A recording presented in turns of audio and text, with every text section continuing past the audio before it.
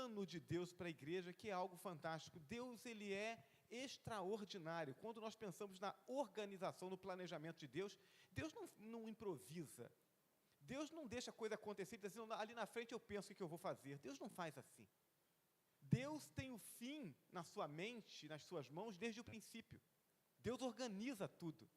E aí, quando Deus fala sobre a igreja, o funcionamento da igreja, ele fala isso, Paulo trata disso, né, no capítulo 4 de Efésios, ele mostra assim, algo extraordinário, um planejamento que passa pela organização e pelas ferramentas que ele nos dá, mas também passa pela nossa disciplina em colocar em prática aquilo que ele orienta.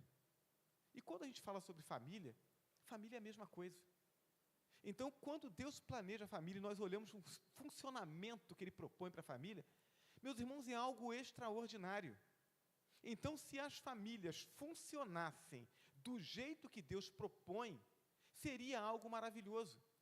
Então, nós teríamos cônjuges cuidados e tendo supridas suas necessidades, tanto espirituais, porque um motiva o outro, quanto afetivas e emocionais, porque um cuida do outro. Nós teríamos filhos criados e tendo as suas necessidades emocionais supridas, tendo a sua orientação, aquilo que ele precisa de ferramenta, de direção, atendido no momento certo, nas fases certas da sua vida. Nós teríamos adultos sendo formados nessas famílias que são equilibrados, saudáveis emocionalmente, tementes a Deus, ferramentas de Deus para a transformação da sociedade. Só que quando nós olhamos esse plano e falamos assim, olha, Deus é muito inteligente, nós precisamos entender que o Deus que é extremamente inteligente e que nos ama, ele nos trata como pessoas responsáveis. Então, ele nos dá as ferramentas, ele nos dá a direção, mas para que isso funcione, eu preciso seguir a receita. Então, as irmãs, aí, talvez alguns irmãos, né, que têm habilidades com cozinha, né, e que de vez em quando arrisca lá uma receita, né, pega uma receita na internet, ou então está assistindo um programa lá de culinária, e aí tem uma receita, e ele olha a pessoa fazendo lá na televisão, no vídeo, e ele diz, olha, o negócio dá certo.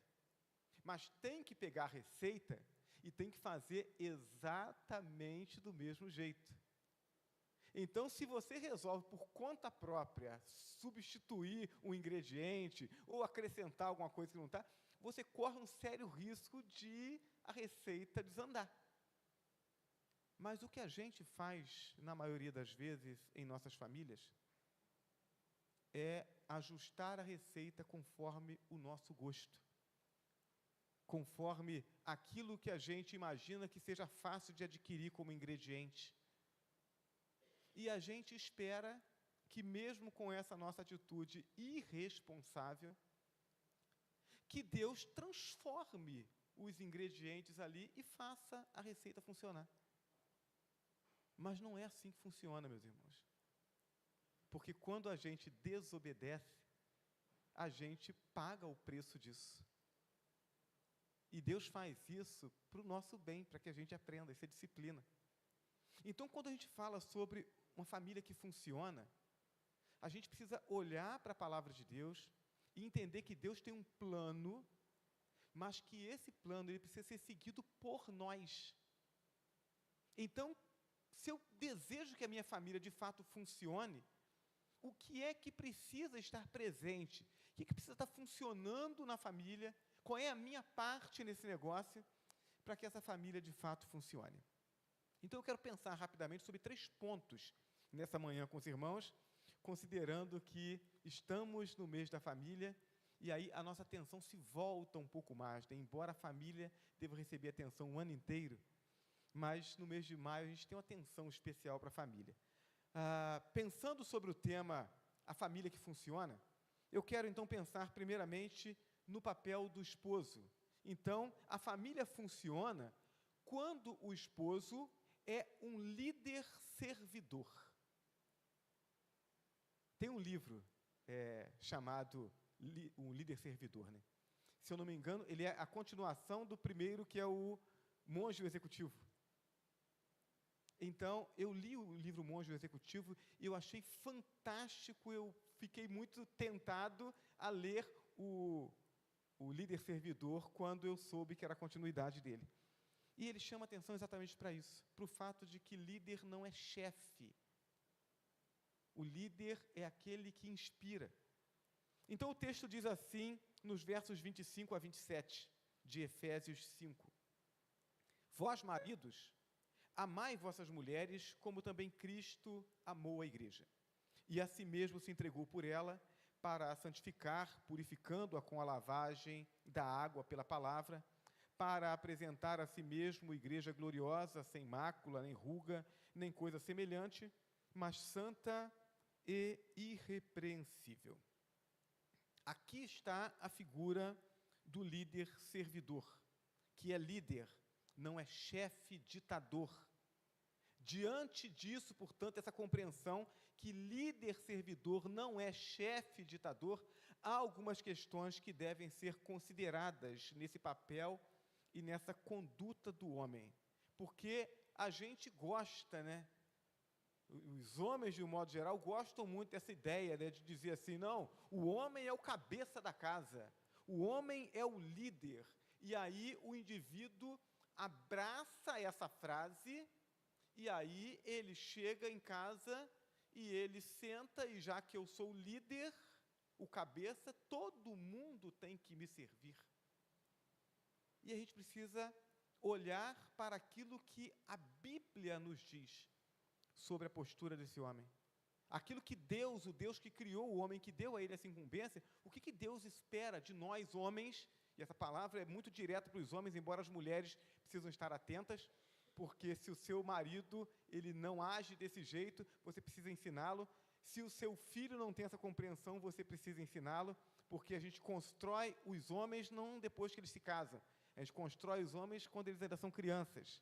Então, o que a gente precisa entender sobre esse homem que é o cabeça da casa? O homem é o líder da família, e isso não é uma questão de capacidade, mas de funcionalidade. Então, quando Deus estabelece a família, um grupo social, esse grupo precisa ter um líder. Alguém já disse que dois comandantes afundam o navio.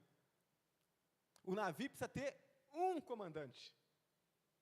Dois vão afundar o navio. Então, esse comandante ele pode ter muitos conselheiros, mas ele precisa dar a direção. A responsabilidade tem que estar na mão de uma pessoa. Então, Deus escolheu o homem e deu a ele características para que ele pudesse exercer bem essa função. Como líder, ele deve dar direção, proteção e segurança à esposa e aos filhos. Então, isso é responsabilidade do esposo. Bom, mas ele vai tirar essa proteção, essa direção, esse ensinamento da cabeça dele? Não. Porque nós não somos líderes natos. Nós recebemos a incumbência de alguém que está acima de nós. A nossa autoridade não é uma autoridade nata, é uma autoridade delegada. Então, eu preciso cumprir na minha família aquilo que Deus, que está acima de mim, Ele estabelece. Então, para que o homem possa dar direção, proteção e segurança para a esposa e filhos, Deus dá a ele características.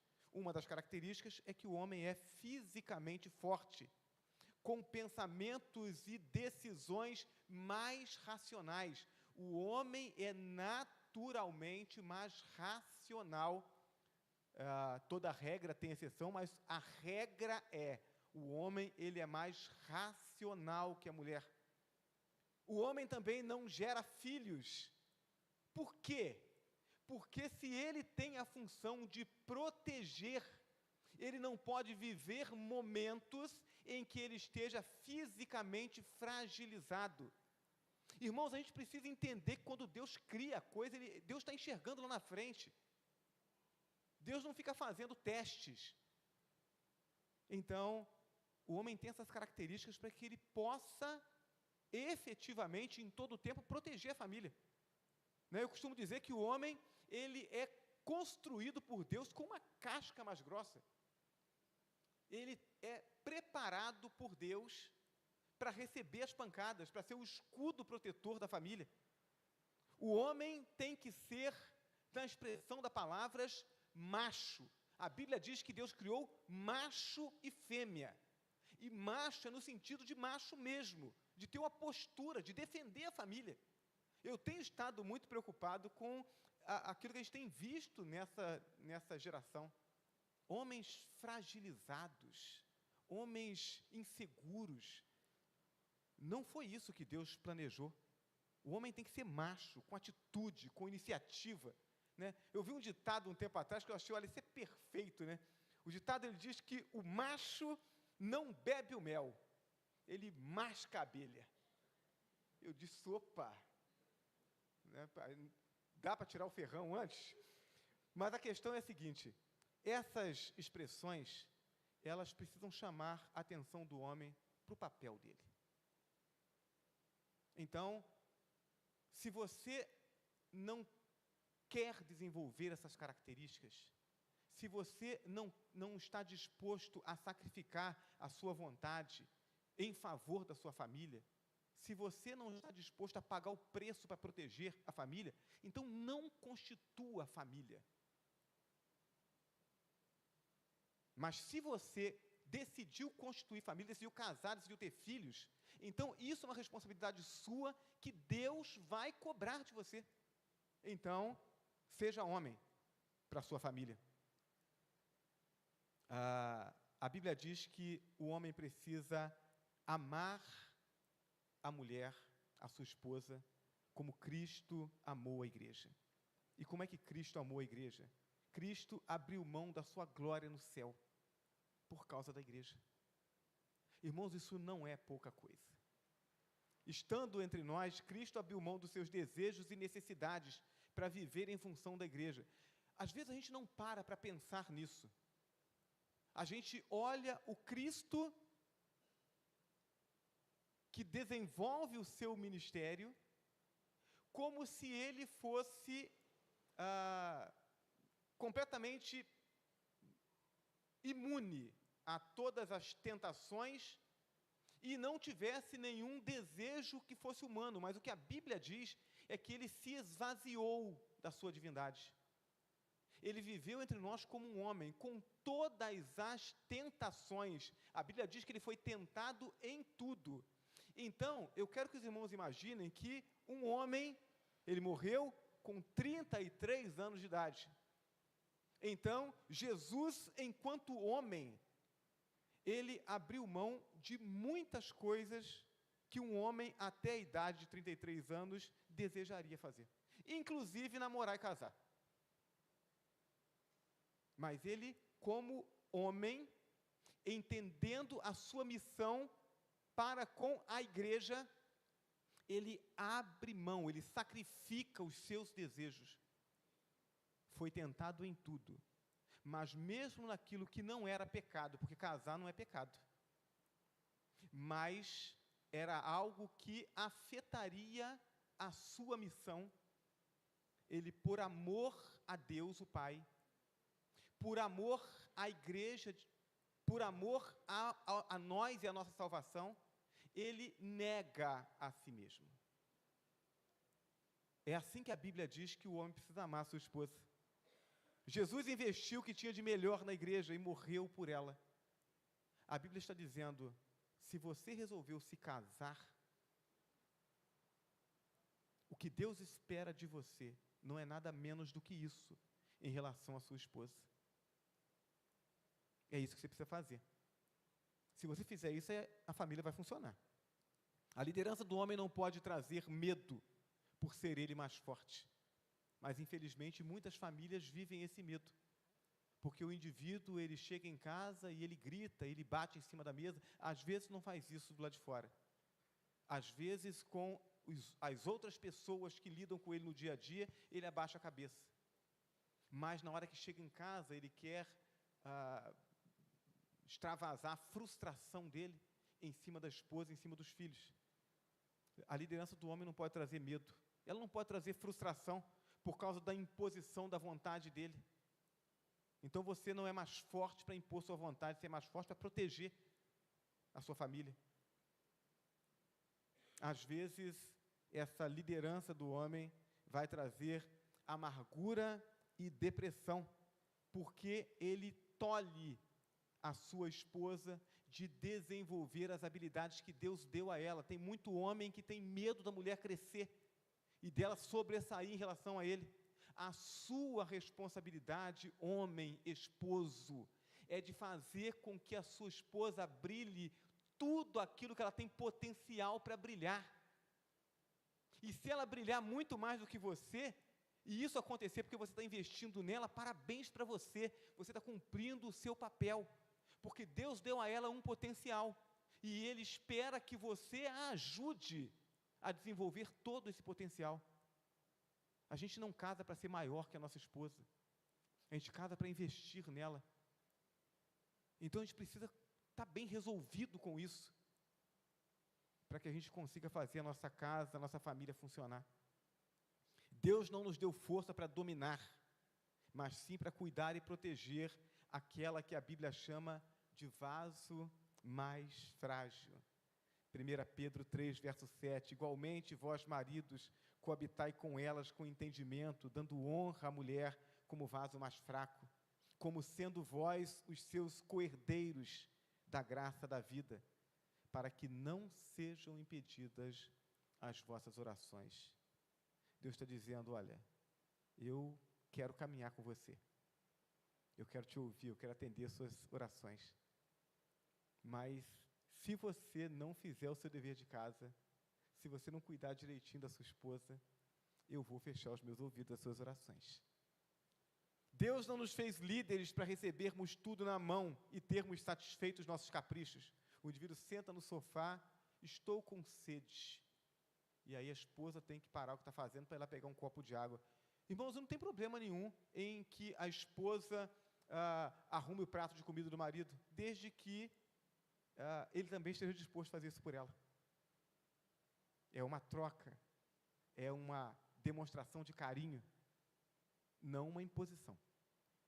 Então, Deus não nos fez mais fortes para que os nossos caprichos sejam satisfeitos, mas sim para servirmos nossa família e liderá-la no exercício da vontade de Deus. Então, você, homem, é sacerdote do seu lar.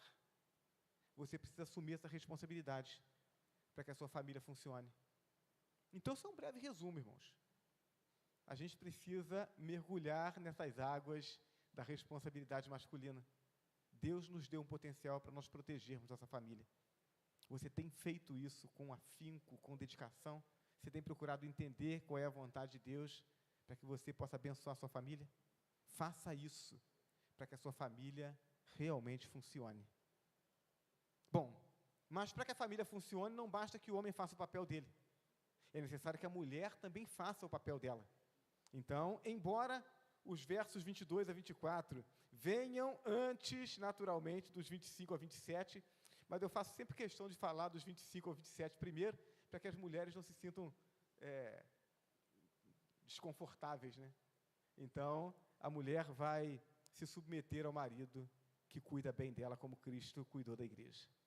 Então, os versos 22 a 24 dizem assim: vós, mulheres, sujeitai-vos a vossos maridos, como ao Senhor, porque o marido é a cabeça da mulher, como também Cristo a cabeça da igreja, sendo ele próprio o salvador do corpo. De sorte que, assim como a igreja está sujeita a Cristo, assim também as mulheres sejam em tudo sujeitas a seus maridos. A palavra traduzida aqui por sujeitas é a palavra submissão. É estar debaixo da mesma missão. É essa a tradução correta. Então, submissão não é, e não pode ser entendido como subserviência. Então, a mulher, ela deve estar submissa ao marido. Isso não significa que ela é menor, que ela tem que fazer tudo aquilo que ele solicita, como se ela tivesse a obrigação de satisfazer os caprichos dele. Mas entender que o marido recebeu de Deus uma missão e que ela precisa estar debaixo dessa missão. Então, não é subserviência, porque você não é empregada do seu marido. E aí, irmãos, tem um ditado popular, não são todos os ditados populares que eu gosto, mas alguns, eles são muito verdadeiros. E tem um ditado popular que ele diz que as pessoas só fazem conosco aquilo que nós permitimos. Então, se você diz assim, pastor, estou casada há 20 anos e ele sempre me tratou assim, porque você sempre permitiu. Porque se na primeira vez que ele tratasse você assim, você dissesse assim, vem cá, meu filho, vamos sentar aqui. Você quer o posicionamento social ou você quer a orientação bíblica? Eu posso falar de qualquer um dos dois, mas não sou sua empregada. Então, se você dissesse isso da primeira vez, ele não continuaria fazendo. Então, só fazem conosco aquilo que nós permitimos. Você não é empregada do seu marido, muito menos escrava dele. Então, tem muitas mulheres sofrendo humilhações e até agressões e sofrem caladas, como se aquilo fosse a obrigação dela enquanto filha de Deus, enquanto cristã, enquanto evangélica. Não, é minha obrigação diante de Deus suportar tudo isso. Não, não é. Eu quero dizer para você que não é. Pastor, mas a Bíblia diz que Deus abomina o divórcio. Verdade. Mas um casamento em que a esposa ela é humilhada e agredida pelo esposo, isso não é casamento do ponto de vista bíblico. Então precisa consertar isso, porque senão essa situação destrói você, e Deus não quer você destruído. Então isso não é apologia ao divórcio, mas é apologia à luta por construir lares saudáveis. Então, se você está numa situação como essa, você precisa buscar ajuda. Isso não é saudável. Segundo, você não é... o mandamento de Deus nesse texto não é para subserviência, mas é submissão. Porque é a desculpa perfeita, a subserviência, a desculpa perfeita para esse maldito movimento feminista, que chama a Bíblia de machista e fomenta a guerra entre os sexos, para saber quem manda mais dentro do lar. Então, se você entende, ou se você deixa que essa sua relação no lar, ela se manifeste, ela se caracterize como uma subserviência, então, o discurso feminista, ele encontra a âncora perfeita para se sustentar. A Bíblia não é machista. O coração do homem é que é duro e corrompido. E a gente torce deliberadamente os textos bíblicos para justificar aquilo que o nosso coração mal quer. A Bíblia não disse que o seu esposo, ele é o seu dono. Ela diz que o seu esposo é o seu líder na casa, que deve liderar do jeito que Cristo lidera a igreja. É isso que a Bíblia diz. Entender a revelação de Deus traz saúde para o lar. Submissão é se colocar debaixo da mesma missão que Deus confiou ao seu esposo, a missão de santificar o lar, para que os filhos aprendam a amar o Senhor e cresçam saudáveis e ajustados. Deus quer uma sociedade saudável. Por isso, Ele coloca o homem como líder, confia a esse homem a missão de conduzir a família segundo a vontade de Deus, e coloca a mulher como a sua ajudadora, para que esses filhos tenham o seu caráter cristão construídos desde o início. Essa é a proposta de Deus. Então, Deus não colocou o homem como líder para que ele escolha o lugar onde os móveis vão ficar, escolha a cor da parede que vai pintar. Não, meus irmãos, não é para isso. Tem muito homem criando confusão dentro de casa por causa disso. Sinceramente, quem se preocupa, quem tem essa carência emocional, que precisa que o móvel esteja daquele jeitinho, com aquele paninho em cima, aquele enfeitezinho na parede, quem precisa disso são as mulheres. Então, deixa isso por conta delas. Sinceramente, se você tem problemas com a cor da parede, se você tem problemas com a posição do tapete no chão, você precisa de ajuda. Porque o seu papel não é esse. O seu papel como homem é outro. Você não tem que se preocupar com essas coisas. Deixa isso para a mulher se preocupar. A grande tentação da mulher, nesse tempo da igualdade de direitos, é provar que pode ser melhor que o homem naquilo que ele faz. Isso foi previsto por Deus. Gênesis 3, verso 16, o texto diz: o seu desejo será contra o seu marido.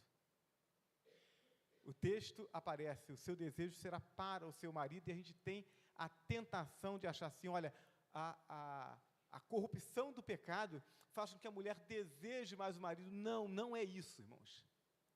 A ideia do texto original é mostrar exatamente que a mulher vai tentar rivalizar com o marido, mas ele a dominará. É isso que o texto diz.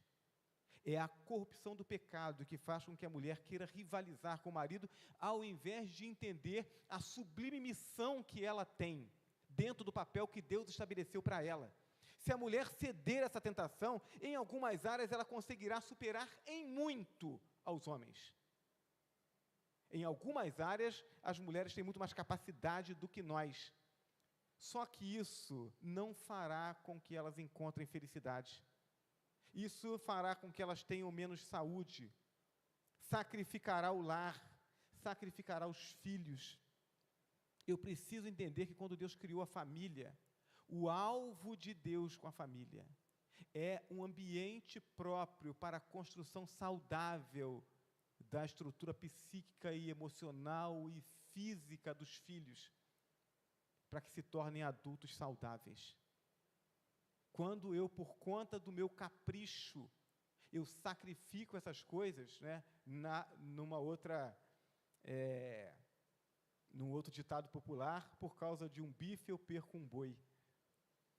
Então, eu sacrifico coisas grandes por causa de coisas pequenas. Então, você, mulher, foi criada para ajudar o homem nessa missão de construir famílias ajustadas, famílias equilibradas, famílias saudáveis. Se aquilo que eu estou escolhendo está sacrificando o que Deus planejou, a pergunta que eu tenho que fazer é: vale a pena? Provérbios 14, verso 1, toda mulher sábia edifica a sua casa. A insensata, porém, derruba com as suas mãos.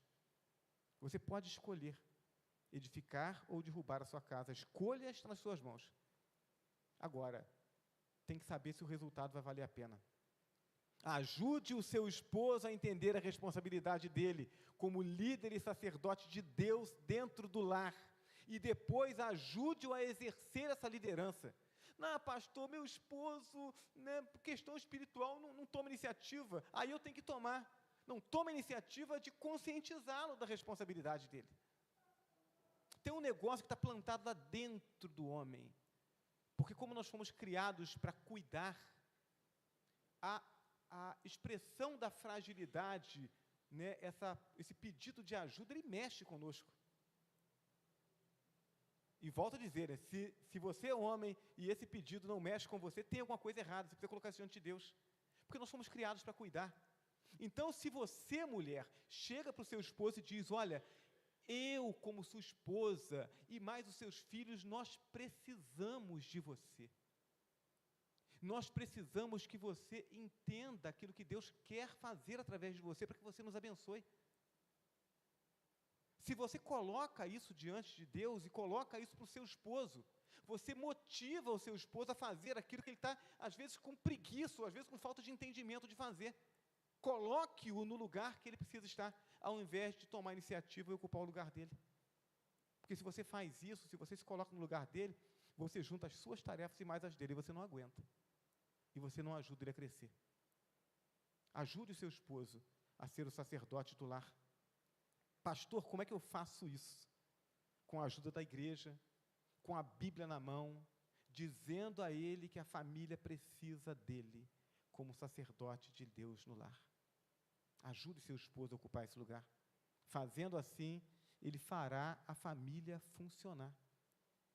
Então, faça a sua parte, mulher, para que o seu esposo consiga fazer dele e a família funcione. Por fim, precisamos falar sobre o papel dos filhos.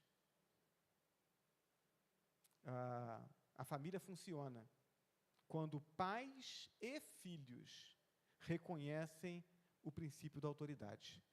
E aí os versos 1 a 4 do capítulo 6 nos dizem assim: vós, filhos, sede obedientes a vossos pais no Senhor, porque isso é justo.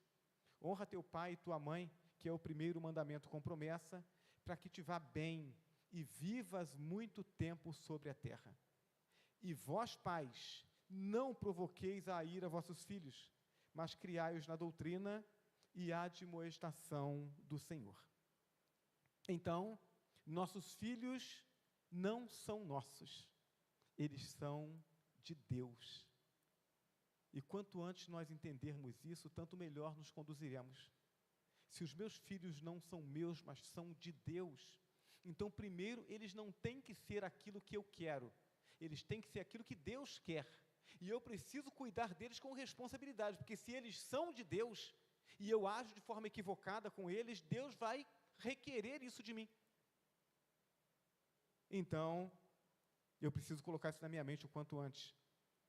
Não compreender, portanto, que os nossos filhos são de Deus, pode fazer com que a minha missão de cuidar deles, de criá-los, ela falhe. Quantas famílias já tomamos conhecimento, nas quais os filhos, depois de terem crescido, passam a agredir os seus pais? Será que a gente conhece algum caso assim? E é algo triste. Mas vejam só, ao mesmo tempo em que quando eu me deparo com situações como essa, eu digo, olha, coitado desses pais, os pais são vítimas dos filhos que cresceram, que são mais fortes fisicamente e que agora abusam dos seus pais. Mas eu não posso fechar os olhos para o fato de que esses filhos que têm uma conduta má, eles foram construídos por esses pais. Então os pais também têm uma parcela de culpa, porque dominaram os filhos pela força humana e não pela autoridade divina. E aí, veja só, se o pai, enquanto o filho é pequeno, ele lida com o filho e ele subjuga o filho pela força física, o filho está olhando para ele, enorme daquele jeito, está dizendo assim, olha, eu vou crescer. Não é não? E aí, quando cresce, o filho diz, bom, então agora é a minha vez. Isso foi construído, meus irmãos. Pais e filhos precisam compreender que Deus é o Senhor da família, que por amor aos filhos delegou poderes aos pais, que os pais, no exercício da autoridade, devem fazer cumprir o propósito de Deus na vida dos filhos, e não submeter os filhos aos seus caprichos, e que os filhos devem se submeter aos pais por causa do Senhor. Então, por muitas vezes, nas minhas conversas com a minha filha, eu falava com ela sobre a responsabilidade que eu, enquanto pai, tinha diante de Deus para cuidar dela. Para que desde pequena ela pudesse entender que as regras não são estabelecidas pelo pai ou pela mãe. As regras são estabelecidas por Deus. E nós temos que prestar contas a Deus, o Deus que é Senhor dos filhos e é também Senhor dos pais. Pai que cuida dos filhos em obediência a Deus não maltrata, não humilha, não deixa faltar o carinho nem a atenção, e muito menos as orientações e o bom testemunho cristão. Eu me lembro do pastor Júlio Rangel, foi pastor há mais de 30 anos, da Primeira Igreja Batista do Conforto, em Volta Redonda, e ele falava sobre um pai que chegou no gabinete dele para falar sobre as crises que estava tendo com o filho, e ele disse, pastor, eu perdi o meu filho. E o pastor Júlio perguntou para ele assim, quantas vezes você colocou o seu filho no colo e disse a ele que o amava? E aquele pai chorando disse, nunca fiz isso. Como é que você constrói laços de afeto no coração dos seus filhos, se você nunca deu afeto a eles? Então a gente precisa entender isso. O ser humano, ele é um ser em construção. O seu filho será aquilo que você depositar nele. Pastor, mas a gente tem visto muita coisa estranha por aí, não é? Porque você não tem protegido o seu filho e ele tem recebido depósito de outras coisas. Né? Se você pega o seu filho pequeno, você não quer dar atenção, ele dá muito trabalho, para deixar ele quietinho, você vai e coloca um celular na mão dele. Coloca o celular lá, deixa ele lá mexendo lá no YouTube, ele vai ver e vai ouvir coisas que ele não deveria. Então, criar filhos dá trabalho. Não quer ter trabalho, não tenha filhos. Se você tem, assuma essa responsabilidade. A gente precisa cumprir esse papel, porque senão depois não adianta reclamar do resultado, meus irmãos. São anos de construção. Quando chegar lá na frente, mas não saiu do jeito que eu queria. Ué, você não acompanhou a obra? É responsabilidade sua, enquanto pai, enquanto mãe, de zelar pela educação dos seus filhos. O filho que reconhece a autoridade de Deus na vida dos pais, não é desobediente.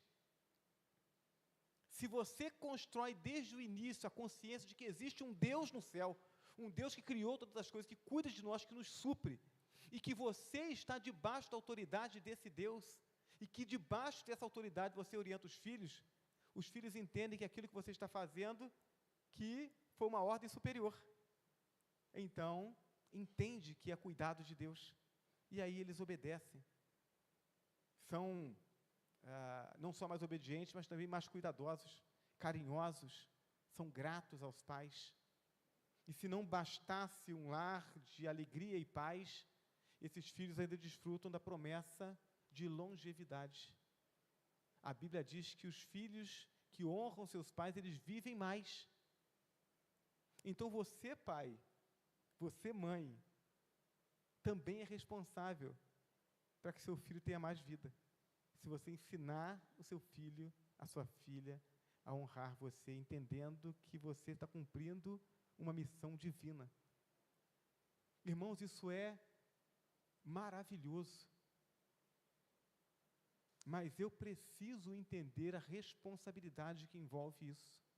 Se eu não estiver disposto a sacrificar algumas coisas na minha vida, eu não vou conseguir criar meus filhos da forma como Deus espera.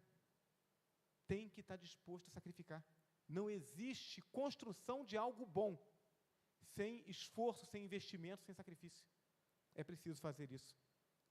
Quando pais e filhos reconhecem o princípio da autoridade divina, eles fazem a família funcionar. Deus quer que a nossa família funcione. A gente só precisa ler a receita direito e colocar em prática e utilizar os ingredientes certos.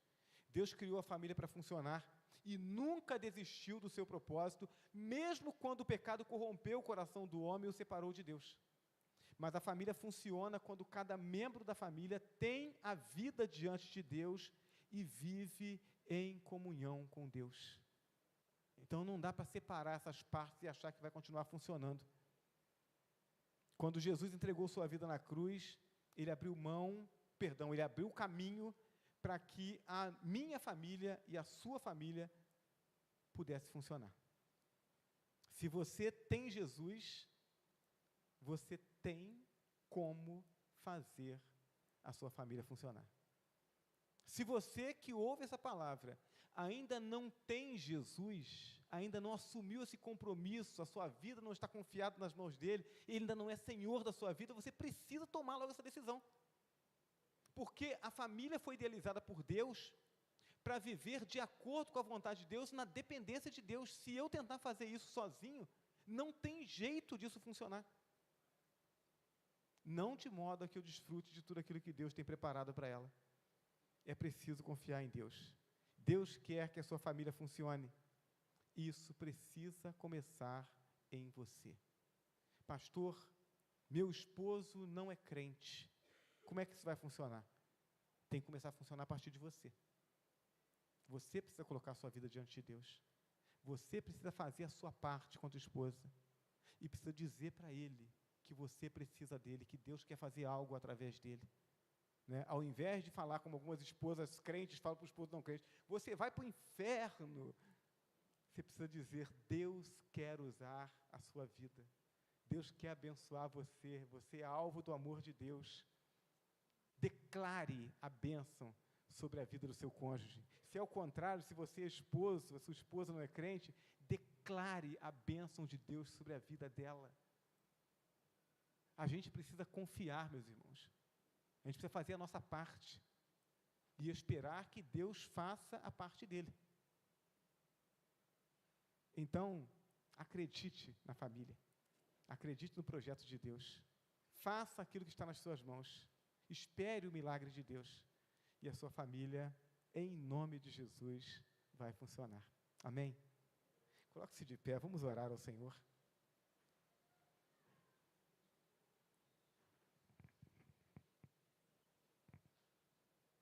Deus Todo-Poderoso que está nos céus, quando nós olhamos para a Tua palavra, Senhor, e olhamos com atenção,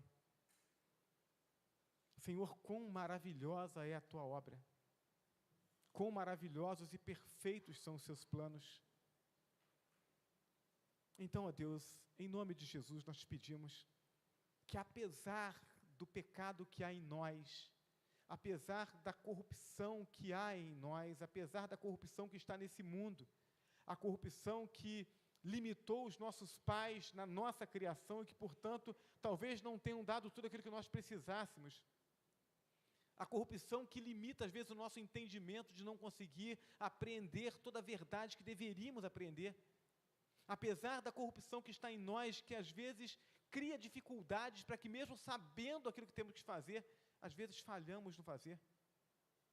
Mas apesar de tudo isso, Senhor, o Teu Espírito habita em nós, somos Teus, e contamos e confiamos nos milagres do Senhor. Então, abre o nosso entendimento, Senhor, para que olhemos para a Tua palavra e entendamos o que o Senhor espera de nós dentro do contexto da família. Dá-nos um coração humilde, Senhor Deus, a ponto de conseguirmos reconhecer quando falhamos, de pedirmos perdão, de voltarmos atrás, de corrigirmos. Dá-nos a fé necessária para podermos confiar que, apesar de todas as questões que são adversas, de todos os obstáculos, de toda a limitação, que se nós nos esforçarmos com sinceridade e colocarmos nossa vida diante do Senhor e o nosso lar, que o Senhor nos abençoará e fará prosperar essa obra tão importante que é a edificação do nosso lar. Abençoa as famílias da Tua igreja, Senhor, para que a glória do Senhor se manifeste em cada família, em cada lar. E esse mundo perdido possa olhar para as nossas famílias e entender que há um Deus reinando sobre nossas vidas. E que isso traga quebrantamento de corações e salvação. Esse é o desejo do nosso coração, Senhor. Nós oramos em nome de Jesus. Amém? Nós vamos adorar o Senhor com mais um cântico. Se você trouxe seu dízimo, sua oferta, é a oportunidade de você consagrá-lo ao Senhor.